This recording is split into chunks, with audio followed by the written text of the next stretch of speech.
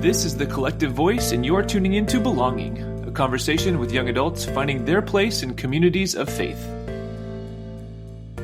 Hello, and welcome. We are so excited. Me, one of the hosts, Jade, and also Phil, who is our other host. Hello, We are everyone. we are so excited to have with us a few young adults from University Presbyterian here in Austin, Texas. And so we would love to introduce you to Liz, Audrey, and Carter. Thank you each for being here with us. We're so excited to have you all. And I just wanted to say a few words so that you all can kind of understand who they are and their relationship to this church. So Audrey is very involved in the college ministry, which is called UKirk at University Pres. And he's also a PhD student in economics. Liz, in addition to her own job, she does a lot of different work in the church. She's a member of the session, which we'll probably have her tell more about later. She does teaching for children's Sunday school, and then she also sits on two of the church committees. So she's very, very, very involved, which is cool. And then Carter is the associate pastor who just came on last year. And in the community, everyone is so excited for her to occupy this position because she is leading well. And so thank you all for having taken the time to talk with us this evening. And we want to start by asking you all about your own personal spiritual lives. I know in each of our lives, Phil and I, we have our own rituals that we do. In our last episode, we talked about breathing exercises. And so today, first I wanted to start by asking Carter if you might share with us a spiritual ritual, a transformative ritual that you have recently used that helps you in your faith journey. Oh, yeah. Thanks for that question. I like to say, with every spiritual journey, with every spiritual resource, you gotta mix it up. So I like that you ask, recently, today. Because what I used to do a year ago or 2 years ago is very different than now. So I am a very kinesthetic learner, and I have so much energy, a lot of latent energy. It's actually for y'all's benefit that I'm not on my exercise ball and I'm on my chair right now. So I feel very connected to God when I can focus my body on something, and then my head is able to focus better on more, the spiritual part of my mind, which hopefully is growing more and more. On the next episode with UPC, we will be walking down a trail somewhere. We'll be moving so that you can feel like in your native environment there. Yeah, so love yoga. I just did yoga earlier today. Just joined a local studio, and running is great. And also, this is probably started in the last year or so. I just talk out loud to God when I'm alone, especially when I'm alone in the car, which is pretty often. And I feel great. I feel great after those conversations, and I definitely have feeling the spirit, even if I'm just alone, even in my office sometimes, just talking. I make sure that there's no one else right outside the office, because I think I'm crazy. But you know what? I think they're listening. Who's going on in there? What's going on in there? What is this pastor saying to this person? Because I'll just be being very vulnerable to God. And anyways, so that's awesome. Okay, so and we also know you're a preacher. So I'm sure that, and I know you preach Sunday, and so I know there's a process that in many ways draws us closer to God when we're preparing to share the good news. And so can you walk us a little bit through that process and how it's been a source of spiritual support for you? Absolutely. Honestly, I have a lot to learn when it comes to preaching. This is my first call. I just graduated from seminary last year, but I thoroughly enjoy it. Preaching has been a big part of my call for many years. I've used to have a lot of shame about this. I'm getting better about, but I feel like I don't necessarily prepare in as many hours as a lot of preachers might. And so I would say almost maybe every sermon I've ever delivered, most of it is, the actual writing of it, which is always not writing, typing of it. The actual typing of it is happening pretty much the day before. But you know what? I like to say that pressure makes diamonds, and that's just how my process is. My process usually starts a few weeks before, whenever I can decide on the scripture, or whenever the scripture is given to me, and I look at it and I just think, what is jumping out at me, and then I kind of let it simmer. I really let it simmer for a while. Usually I'll bring it up in that prayer time that we've talked about, or I really feel like whenever we're looking at the Bible, we should look at it with other people with us, right? So many times I'll bring it up in different Bible studies in my personal life, or with like friends that I'm chatting with, and say, what do you see in this text? And I've just started doing that the last few years with seminary taught me that. And that's been huge for me, because you can tell I'm such a verbal processor. So that has been a game changer for me. And so anyways, I hope that the church likes what I'm doing, because I don't know if I can really change my process very well right now. So yeah. I'd like to say procrastinators unite, because I feel that in the very essence of my bones. So I love that. Yes, I also know that feeling. It's gut wrenching, but it turns out good. Usually, but it's great when I'm finally doing it. I'm like 2 a.m. I'm like, oh, this will be so good. And the Holy Spirit is just flowing through me, because it's that hour, because it needs to be written by then. So yeah.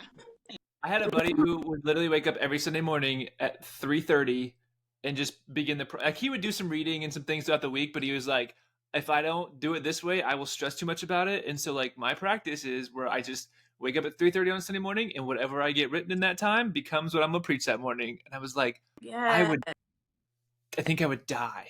Like I would just be too stressed about because I would come up with the greatest idea at like, the 11th hour and be like, oh, if I would have just had more time. But anyway. Yeah. But I love it, because I do think that like, whether it's preparing a sermon, whatever it is, right? Like it's so easy for something like a sermon, or even just like whether it's teaching, can become so dry if you're not careful. Like it becomes like a just monotonous over and over again thing. Oh, yeah. And so like keeping it this kind of like spiritual practice can be really helpful to again make you open to the Spirit in the midst of it, as opposed to just like I got to go back and preach another sermon, or whatever the case is, right? So yeah, this is good. That's good. I think this is good encouragement, and for anybody who's out there listening and all of a sudden gets invited to go, preach a sermon somewhere, right? Or don't let anyone shame you for a moment if you're a last minute sermon writer, okay? Yeah. Or a last minute essay writer, or anything. I want to affirm that in my students as well. I receive it. Yes. Love it. That's good. So Audrey, we know you play the piano. And so tell us a little bit about when you started playing, and how playing this instrument has been a source of spiritual support for you. Oh, that's a very interesting question, because actually like music has a big role for me, for like when it comes to like spiritual journey, in a way. Like I somehow, when I play music and like church song, I think it helps me being closer to God, I believe. And it's interesting. And also, like the way I learn music is also partly due to church as well. So I initially started playing piano like through a piano courses for like a classical music.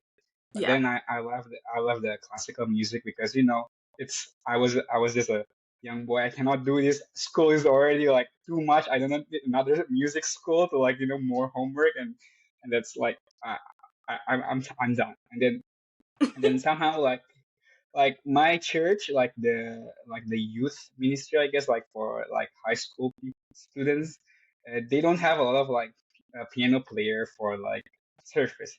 So like whoever can play even as bad as, they just just do it. It's better than nothing. So they asked me to play, and actually I play really bad in the beginning, but they just very nice to me, like it's fine, just keep practicing. But then the more I play, then I play and play and play more, and then it became better and better, to the point that I'm ready to like for the full serve. And actually my mom was surprised when I was first play for the church, because like she thought I already stopped playing for a long time. And then she just said, Mm. "Oh, you can actually play like."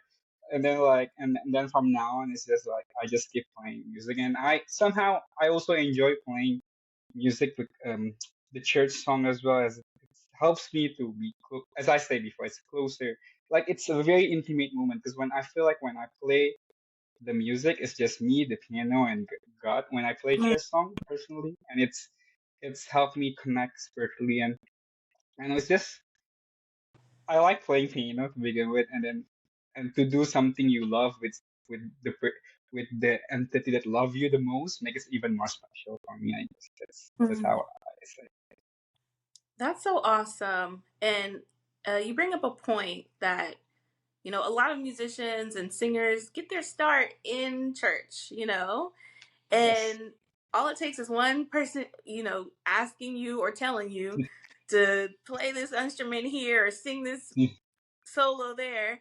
And here you are now having this deeper relationship with God, but also really developing your skills as a pianist. So that is really awesome. Thank you for sharing that.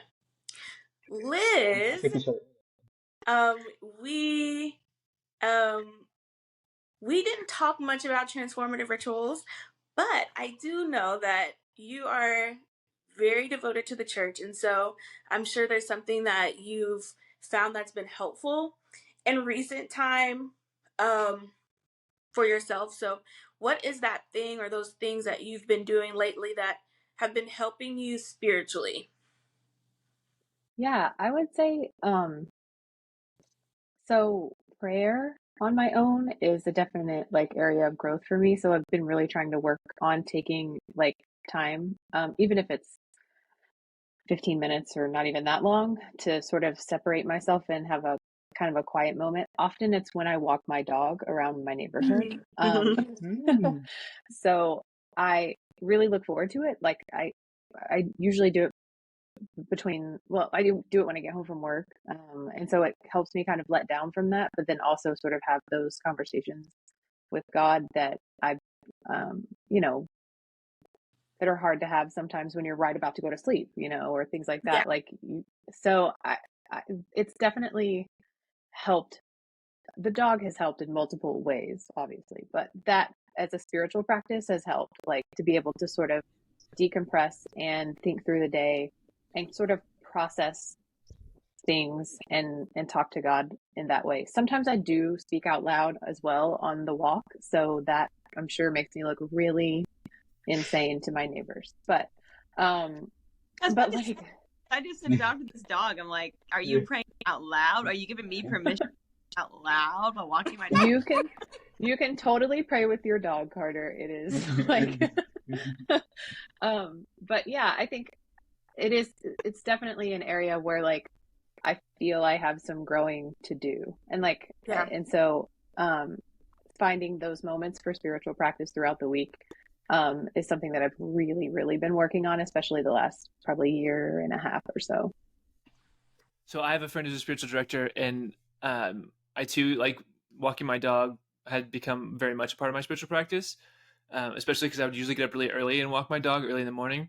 And one thing she invited me to kind of take that to the next step one time was to start seeing the world through the eyes of my dog. And I was like, oh, that's fascinating. And so for the next, and I go in and out of it. Sometimes I'll remember it and like, thank you for just bringing it back up because now I'm going to remember it again the next time I go for a walk with my dog. Yeah, no problem. But it's amazing how like I began to see my neighborhood very differently, right? Yeah. Because like all the things that my dog notices, which used to annoy me, I'd be like, oh my gosh, keep walking. Why are you stopping again? Right? To like sniff every little thing. I'm like, what are you sniffing? What is actually there? And like, everyone's, I don't know if he's like got pointer in him or what, but every once in a while he'll do like a little point thing. And I'm like, what's going on? Right? Like there's something happening in our neighborhood. Like what is going on? So just if an added piece, if you want to accept that, you can leave it on the table, but like, it can just give you a different aspect of a spiritual dimension to seeing the neighborhood which you live in through the eyes of your dog might open you to a whole new understanding of the creation all around you. Totally. I love that idea. Thank you. Yeah. Love it. My dog is making all kinds of noises, so I had to mute myself for a second. Well, my Thank you dog, I for barricaded my door to my office, and he broke through the barricade a minute ago, so I had to go like shoo him out. broke through the barricade. Okay. Persistent little booger. Anyway, God yeah. love. Well, thank you all for sharing those things. That's lovely. I Yeah, appreciate thanks, it. everybody. I feel like people listening will definitely benefit from hearing these different ways that we can connect with our spiritual side. And we don't necessarily always have to be at church to do that. Right. But as young adults who are faithfully Christian, religious, believers, it can be hard to balance, you know? There's just so much going on, right? In our world, but also in our personal lives. Transitions, exams, ordinations, and just the day to day that we have to manage. And so I want to hear from you all. What are some of those, as we kind of now transition to our main conversation and topic for today, what are some of those challenges that you're finding with balancing your, life as a young adult, but then also your life as a person of faith in this day and age? I think, like, just off the top of my head, it is hard. I welcome the balance, and I think it is hard. But I think the challenging thing is sometimes going to church and not really seeing people that are close to my age, right? So it's hard sometimes to find those connections. I joined the church shortly before the pandemic started, so I felt like I was getting some good quality time with folks, and then everything just sort of exploded. So I do think that is a challenge in the sense that I wish there were more young folks not young folks, but folks my age that I could kind of connect with at church. But in terms of balancing everything, I feel like the spiritual practices that we've all talked about help kind of bring that balance. At least being able to walk my dog and speak to God, and having the sort of ritual and routine of going to worship and seeing those same folks. I think, yeah, I don't know. Can I ask a question in addition to that, Liz? Yeah. So, wanting to have other people your age, what do you think the desire comes from, or what are you hoping for with other people your age in church?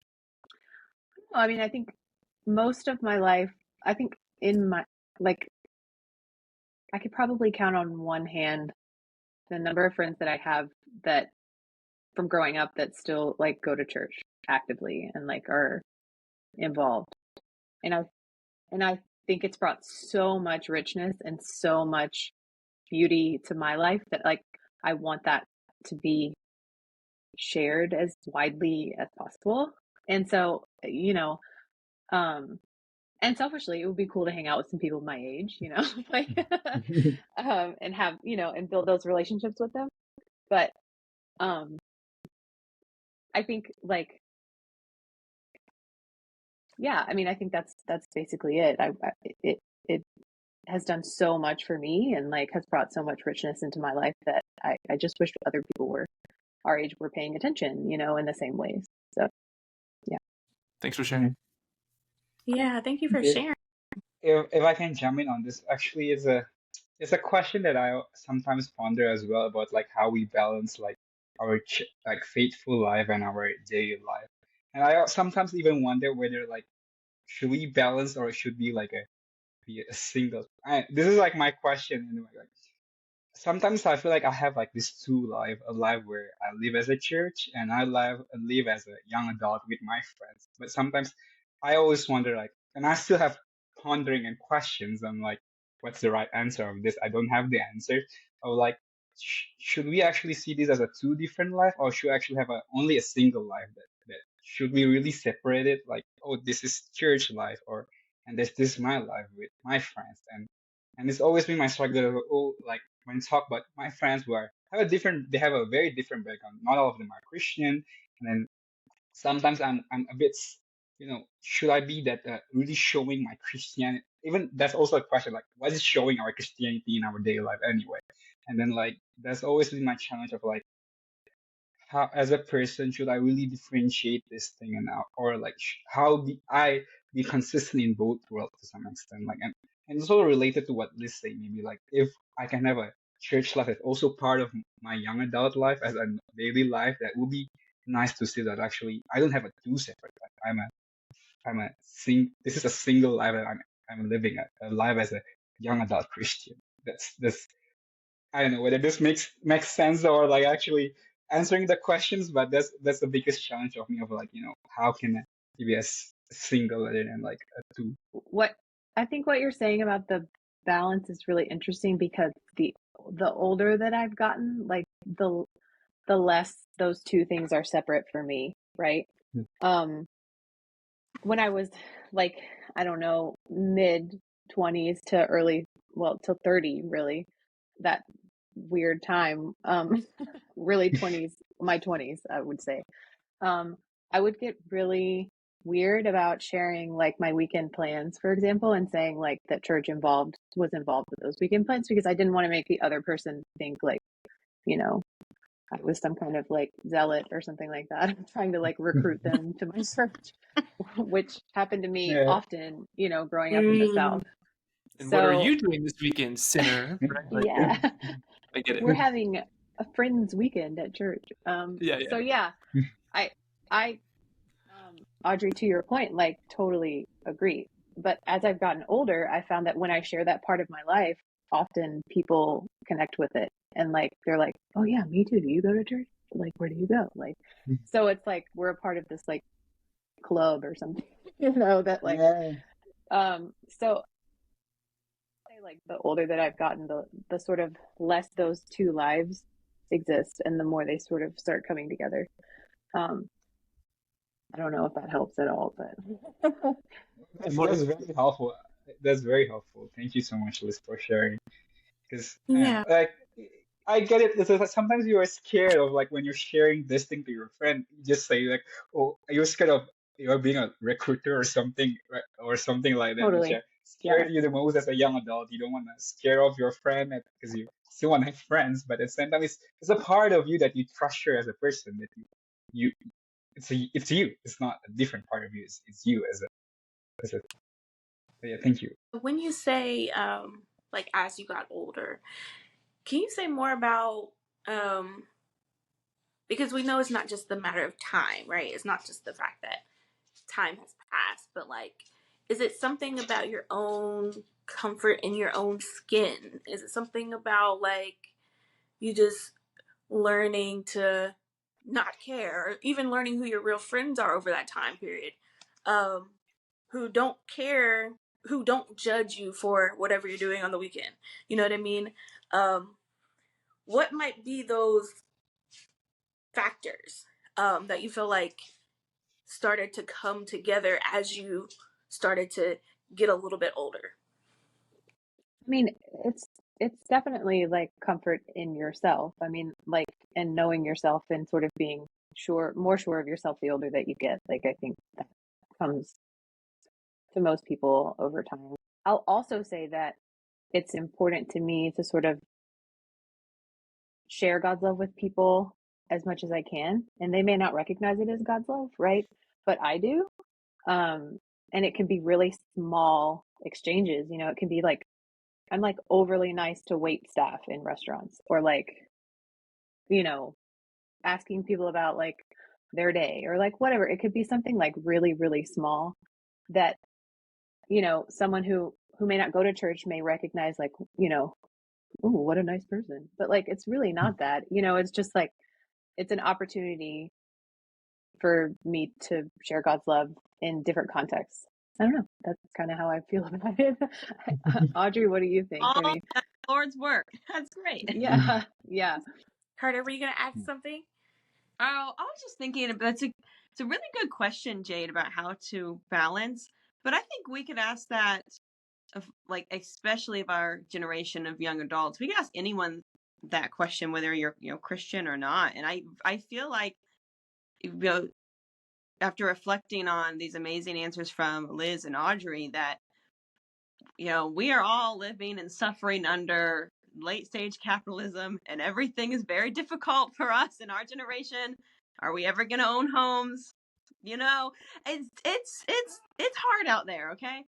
And I feel like the church can provide that balance and can provide the support. So that's why I was kind of thinking about that question. I'm like, I hope that if we're doing things right, the church is countercultural to the consumerism and is countercultural to everything so jam-packed in our schedules, right? And to being overly busy for the sake of being busy. If we're doing it right, the church needs to be countercultural to those things.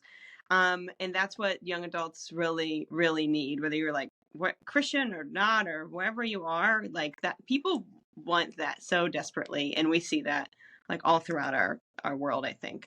Anyways, those are my thoughts on that. But I really like that.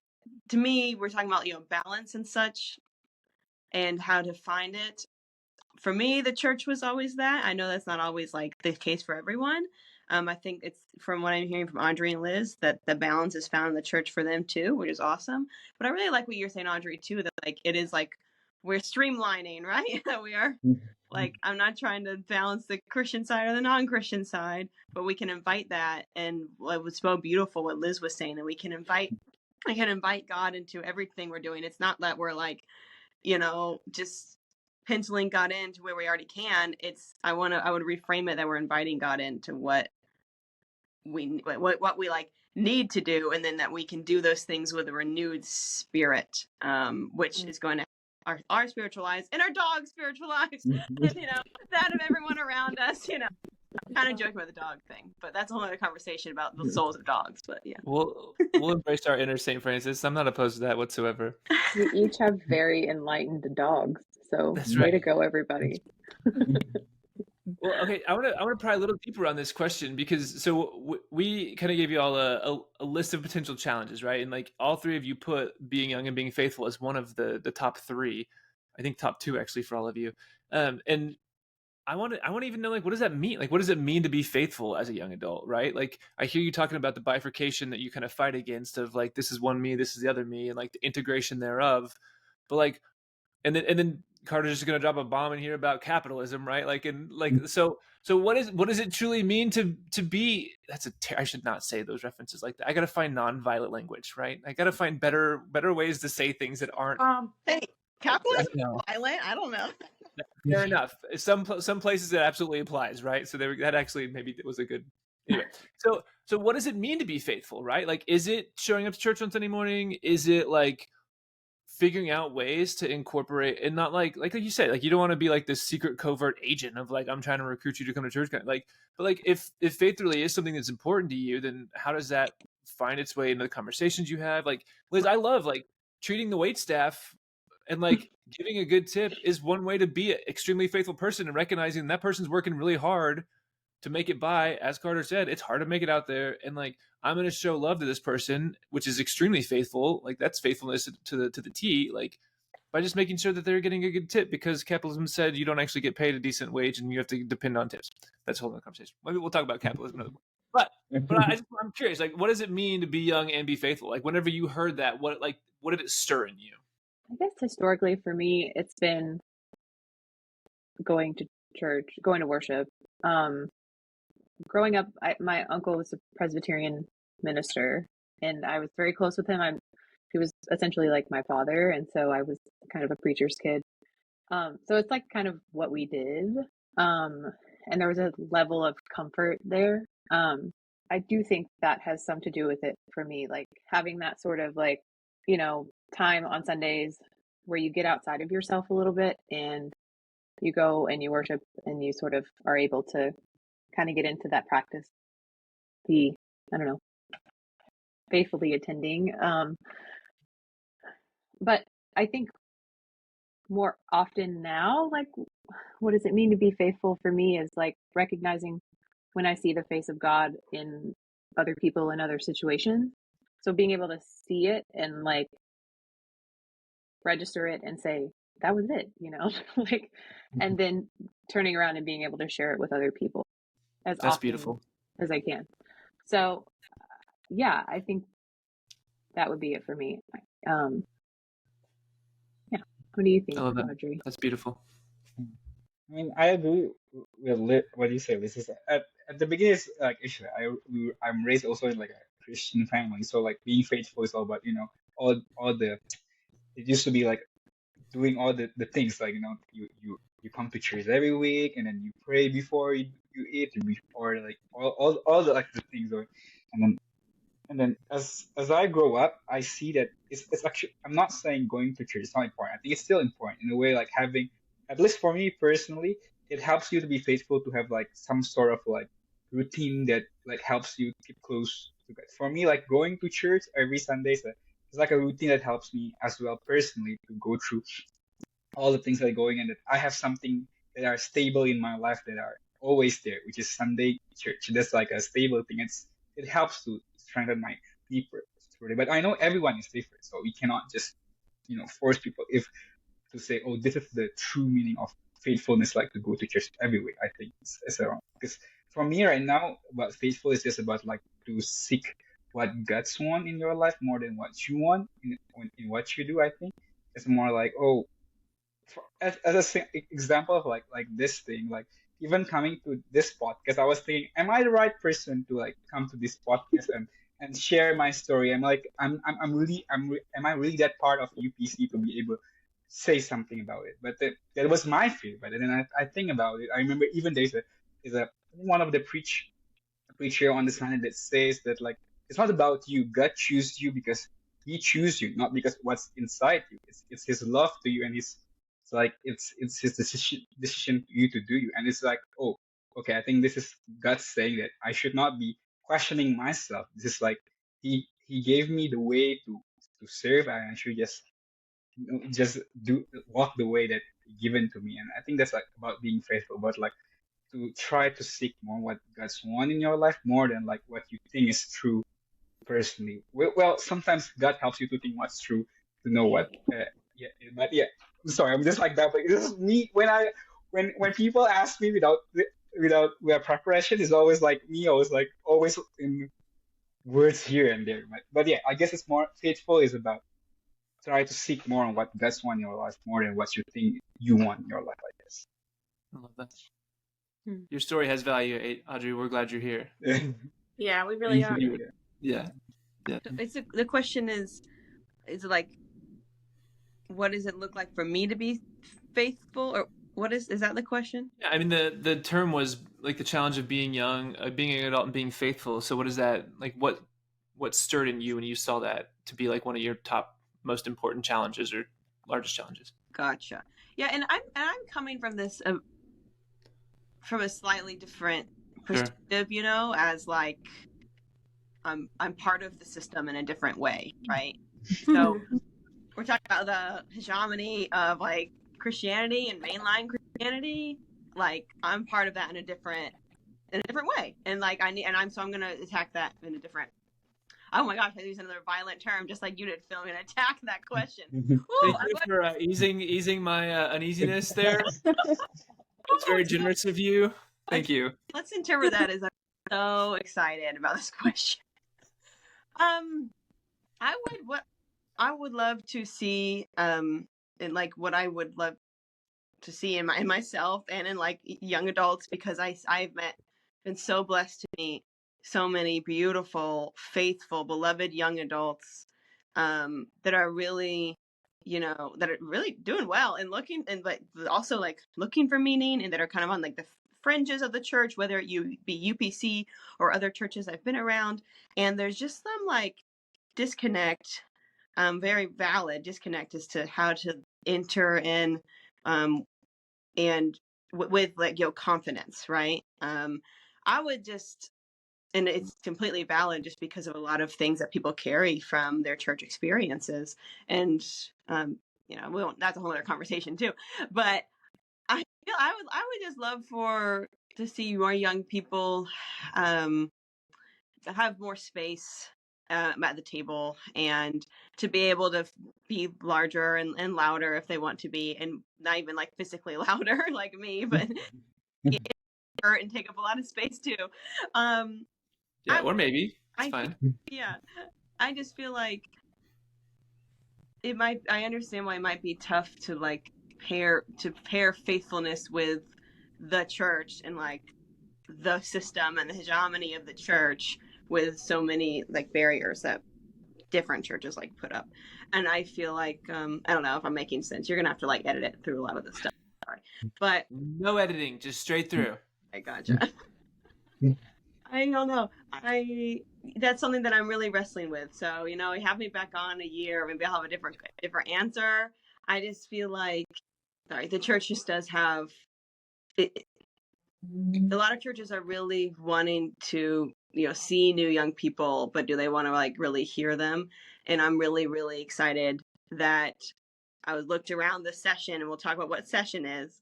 I looked around the session table, and I saw a lot of people that looked like similar age to me, and I was like, cool. I saw this in a few of us, and I was like, this is great. You know, like a clerk of session is, I think, just a year older than me, you know, and like, oh, let's go. So that's huge. I will toot UPC's horn on that. But it is tough. You know, we have a lot to learn still, and we have I think every church, we have a lot to go, like a long road ahead of us for sure. But I'm so excited that God will be with us in that journey too. So for our non-Presbyterian listeners, I've learned a whole new vocabulary since I started working at Austin Presbyterian Theological Seminary. But, so if you're not a Presbyterian, what exactly is a session, and what are they sitting as a part of if they're in the session? I guess I should answer this because I'm the one who took the polity exam. You did. Yeah. Please. Although maybe it's good to hear from a non-polity official person to see how that works from the young adult perspective. I don't think we should start with me. Let's go. Okay. I'm stoked. I put for the tire to start. Okay.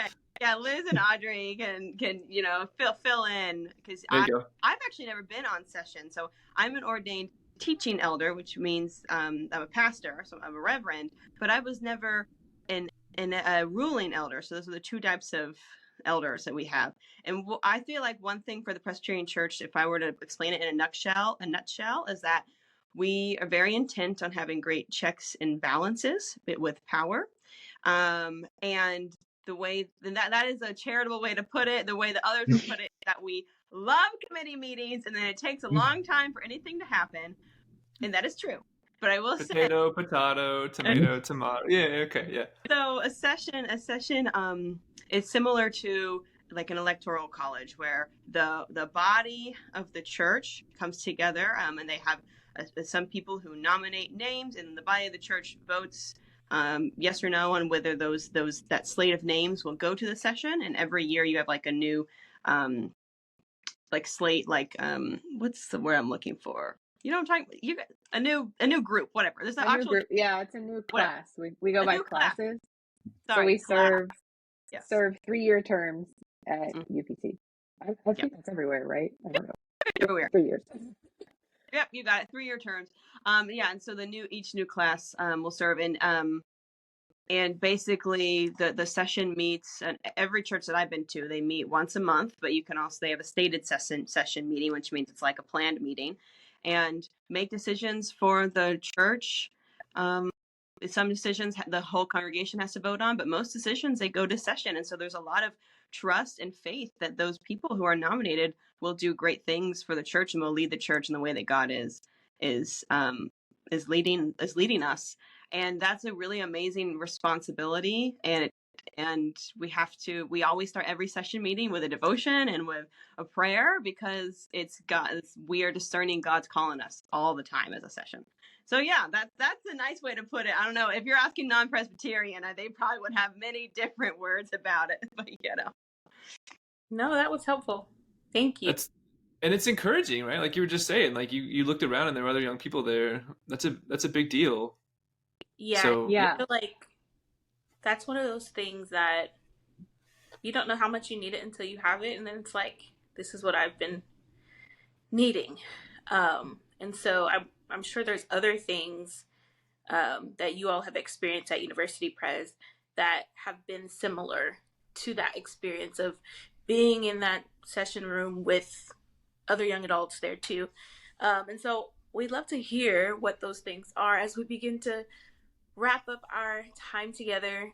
Maybe we could share one or two things that you have found to be supportive for you from the church and serving at the church? I can start for this one. I've been always the second one, so let me start this way. So for me, what's very supportive at church, I mean, it's just having a very welcoming member.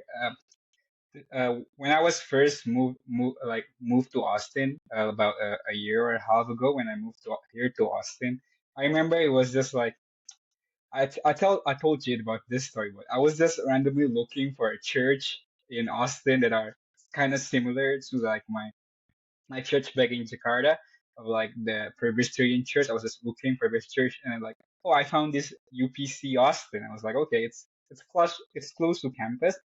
Let's give it a try. It's just a super random Google search and just like found this UPC Austin.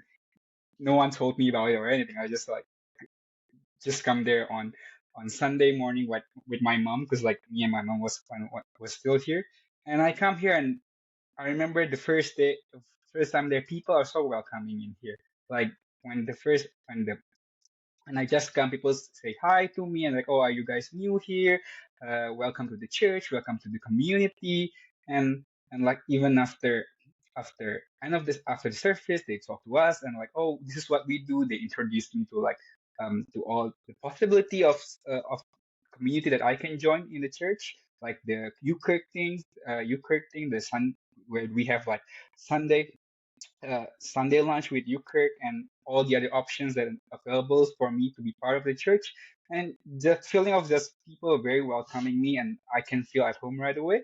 It's just a thing that helps me to be part of the church and makes me enjoy the church. And I end up just like, okay, I'm comfortable with this, and I end up not looking anywhere again. I just say at UPC from now on, from there on to until this point. And that's very helpful, I think. It's like having, you know, I feel like that's really showing what God's love is. You have unconditional love. Like you just met this person and you just let them feel being loved right away. And I think that's very helpful part of a church, to spread the love of God to anyone, regardless of thing. And throughout my journey in here and UPC, I keep seeing it like every single member is like try to like when they see a new member, they always welcome them and like and regardless of what kind of new members they don't care, they just welcome them. It's a big part of it being important of our church to welcome everyone, because that's welcome all. Love that. Shout out to hospitality. It's brilliant. Right. Hospitality matters. Right. In, like you were saying, Carter, this age of consumerism where everything is just a transaction and then that's it. Yeah. Like, yes. How comforting it is to know that I don't have to do anything. I don't have to perform. I can just walk in the door and I'm receiving all these signs of God's love from these people who are strangers. And that is, I'm sure, what so many young adults are needing, as opposed to the judgmental stares and all those different things. Like, young adults need the unconditional, like you were saying, Audrey, love. Yeah, I cannot agree more. Yeah. We all do. We all do. Right? Amen. Yeah, yep. Very true. True. What about you, Liz? I'm going to ask what the question was again. I'm sorry. That's a story. Maybe I'm not answering the question right, because like I'm just elaborating. Great. No, right. It's my own ADD. I'm really sorry. You're good. Yes. If you can tell us something that you found to be supportive for you at University Pres, whether through your serving there or just through your attending there.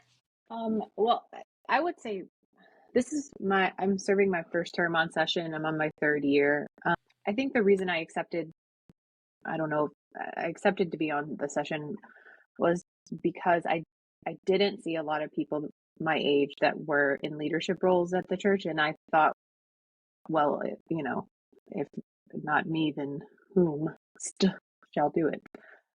So I admit that I got into it with this sort of idea of session and how much my uncle used to complain about, having to sit at session meetings for hours, and and how much my mom, I would be so bored, like waiting on her to get out of session meetings and things like that. So I didn't fully know what I was getting into. I now see that as a really positive thing because it's been an opportunity for me to accept help and accept support from people that are on session that I otherwise like really wouldn't have connected with, I don't think. And I think it's helped me to grow more relationships in the church, obviously, but also have a deeper understanding of polity and why decisions are made and how they're made, which I think has been a really great education. And there has been a lot of support from session as I've been sort of feeling my way through what my particular role is there. I'll also say that I get a lot of support from Sunday school, and I haven't taught Sunday school like in a couple months, but teaching children in Sunday school, they are like really supportive and forgiving and extend a lot of grace when I'm stumbling through a lesson or they ask me a question that I'm like, oh my gosh, how did you come up with that? That's amazing, but I don't know how to answer it. So I would say that sort of like unwavering support that you get from working with the young, like the children in the church, is pretty great. Those would be probably my two sources of support. Love it. Props to you for flexing your leadership both on session and in teaching the next generation too. That's awesome. I'm trying. That's great. Trying and succeeding. Yeah, right. That's awesome. Yeah. Oh, I will confirm that. Definitely succeeding, both of y'all. I love it. So Carter, as the official staff person here, right, wearing your staff hat, if I'm a young adult in Austin and I'm interested in getting involved in the life of UPC, what's a good next step for me? Oh, okay. Here's ready for my plug. No, I appreciate that. I mean, I say that ministry, it goes at the pace of relationships. So I feel that the first step is to, if whoever is comfortable with it, build a relationship. My info is public. It's on the website. I love any excuse to get coffee or lunch on the church's credit card. Okay. So literally reach out. Put those stewardship dollars to good use, right? Exactly. Absolutely. I mean, it's and it's important, I think especially for like our generation, it might just be like the physical space of like going into this big sanctuary, and we have this beautiful sanctuary. It's just physically large, and it might be a lot for people who haven't stepped into a church ever or in a very long time, where they feel, I get this all the time when I meet people and I tell them I'm a pastor, and they're like, oh well, I can't curse in front of you now, or which is not the truth at all, or oh, I can't, I have to be a certain way because you're a pastor. And I would just want to let y'all know that's so not even close to true. We are all so imperfect. And what I really think is so beautiful about this church, and your question about the support in the church, is that I can like publicly totally mess up, and I do get accountability, which is good, but I also get like so much grace, and also like I'm able to make mistakes here and fail dramatically, and I feel like we're all in it together, and it's just really wonderful. And I will say that in this church, at least in my experiences here, I did come in, and I hate to use, I don't know who else I could say this, but it's another like violent thing, but I did come in like guns blazing. Like I came in and I was like, what's working, what's not working, let's change a lot of stuff. And we've already, like, I've been here about less than 6 months. We've already changed a bunch of things, like especially with our children's ministry and having children in the worship service. And we just started a new young adult ministry where we go to a bar each month, which is really fun. We go to Brutorium once a month, and I love it. We have done a lot of new stuff with UKirk. And by the way, Kirk means church, and that's Scottish for church, because we, as Presbyterians, we draw our lineage back to Scotland. So that's what UKirk is. So when Audrey was talking about UKirk, we just started our UKirk Tuesdays literally last week, of having like fellowship every Tuesday for students. So, and I was so scared. This is my first call again. I was so scared. I'd come into this church and I would have all these ideas, and they'd say, well, Carter, actually, we just want a young adult on the website, and let's just do it with what has been working or not working for how many years. That was so not the case at all. It's been the support I've gotten, it's been like off the charts of them saying, yeah, let's go, Carter. We'll support you. Let's do it. Let's like, you have an idea? Let's do it. I'm almost like too much. I'm like, you trust me this much? I just got here. But it's been really wonderful. So yeah, honestly, if you're interested, I'll chat your ear off anytime. Or if you're interested in learning and about the church from more like introverted, less energy person, I got people who would be super willing to chat with you, because I can be a lot. But I just love meeting new people, and getting them connected in different ways. We have so many great things going on, whether it's social justice, like our social witness committee, or Liz was talking about the children's ministry. We got you, Kirk.